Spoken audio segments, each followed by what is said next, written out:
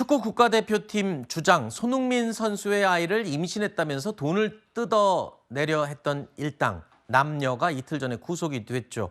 이런 가운데 손흥민 선수 측에서는 여성이 조작된 자료들을 건네면서 3억 원을 달라고 협박했다고 입장을 밝히기도 했는데요. 경찰이 이 여성의 병원 기록을 확인했습니다. 그러니까 임신했던 것도 맞고 초음파 사진도 실존하는 것이다. 그러니까 임실 중절 수술을 한 것도 맞다. 이렇게 지금 확인이 됐군요. 그렇습니다. 관련해서 그 아이의 이제 친부가 누구인 것까지는 확인되진 않았지만 임신 사실은 허위가 아니다라는 점이 이제 확인이 됐습니다. 하지만 그럼에도 불구하고 이 관련해서 공갈, 그러니까 협박의 수단으로 여러 가지 금전을 받았기 때문에 이 도망갈 염려와 증거인멸 염려 때문에 현재 구속된 상황이고요. 공갈죄 같은 경우는 내가 권리 행사를 할 수 있는 채권이 있다라고 하더라도 그 사회 통념이 넘는 수단을 써서 돈을 받아내는 경우에는 이 협박과 공갈죄로 처벌할 수 있기 때문에 현재 공갈죄가 적용될 수밖에 없는 상황이고요. 네. 손흥민 선수 그 변호사 측에서도 교제한 사실도 인정을 했습니다. 다만 이제 조작된 자료를 건네면서 3억 원을 달라고 이제 협박을 했고, 특히 40대 남성 같은 경우는 수개월 동안 협박을 한 점에 비추어서 강력하게 처벌을 해야 된다라는 입장은 유지되고 있습니다. 일단 경찰에서는 이게 손흥민 선수의 아이인지는 확인할 수 없다라고 얘기를 했는데 그게 나중에 처벌 수위와도 연관이 있는 건가요? 그리고 확인은 가능한 건가요? 한다고 한다면? 일단은 현재로서는 확인이 굉장히 어렵지 않을까. 다른 간접적인 증거나 휴대전화 내용이나 그 당시에 다른 남성을 만났는지 이런 것들을 파악하면서 진실을 확인할 여지가 있지만 이게 명예훼손죄라면 사실이냐 허위사실이냐 밝히는 게 굉장히 중요하잖아요. 네. 근데 공갈죄는 협박의 수단으로 사회 통념이 넘는 여러 가지 해악을 고지한 경우에 성립하기 때문에 범죄 성립과는 그 성립 요건과는 크게 영향을 미치지 않는다. 다만 지금 금액이 3억 원에 이르잖아요. 그럼 기본 양형 기준산 1년 6개월에서 징역 4년까지 나올 수 있는 양형 기준 내에 있기 때문에 굉장히 엄중하게 처벌할 수 있는데 감형 요소로 거론될 수 있는 것은 권리 행사의 수단이었거나 특히 동기에 참작할 사유가 있는 점. 예를 들면 아이를 임신했고 치료비가 필요하고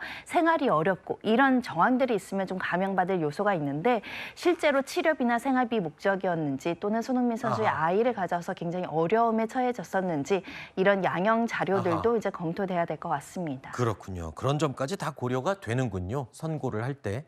자, 그리고 손흥민 선수와 전 연인 관계였던 이 20대 여성, 그리고 추가로 돈을 받아내려고 시도했던 혐의를 받고 있는 이 40대 남성. 이 두 사람은요, 이 남녀는 서로 지인 사이인 것으로 알려졌습니다.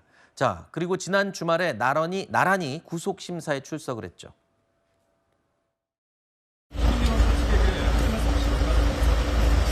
합의 인정하십니까?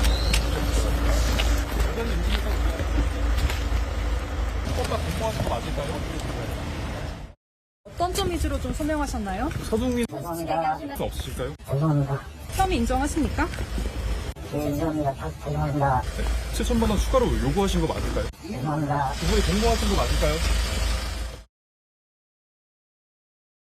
방금 보신 저 40대 남성, 그러니까 20대 여성이 3억 원을 받은 이후에 추가로 7천만 원을 더 달라고 손 선수 측에 요구를 하다가 지금 이 상황까지 온 겁니다. 그런데 손흥민 선수 측에서는 수개월 동안 이 남성의 협박에 시달렸다라고 설명하고 있는데 손흥민 선수 측에서 이 남성에게 금전 제공을 거절을 했더니 이 남성이요, 언론사에다 연락을 해갖고 내가 손 선수에 대한 제보 사항을 갖고 있다.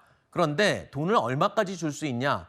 라면서 언론사에도 돈을 요구한 정황이 또 포착이 됐네요. 이 40대 남성 같은 경우는 철저하게 금전적인 이익을 취득하려는 목적이 있었던 것 같습니다. 손 선수에게 협박을 했으나 통하지 않았고 그러다 보니 언론사들에 접촉을 하면서 내가 손 선수에 대한 증거를 가지고 있다.